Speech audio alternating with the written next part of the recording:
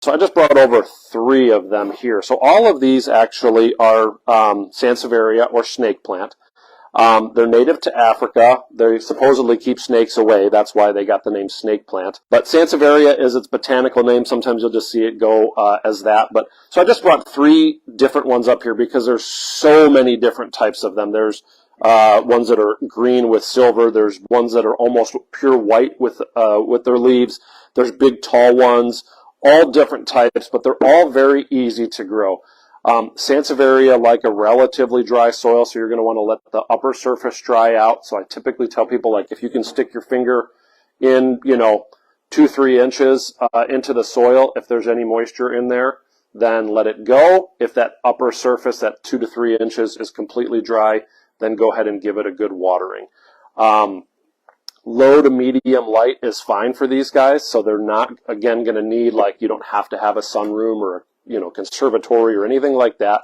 In fact, they do very well in very low light situations.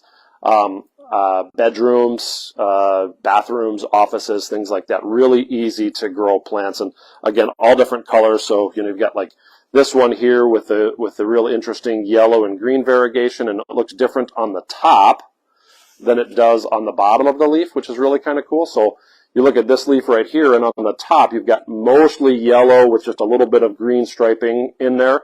But then when you look at the back side of the leaf, it's completely different. So it's mostly green with the little silver speckles in there, and then the yellow stripe. So very cool plants. Some of them are going to be broader leaves like these two.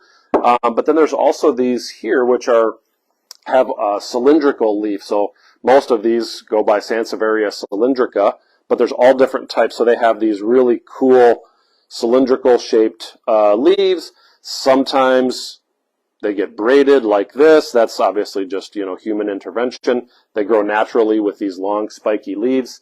I really like those a lot.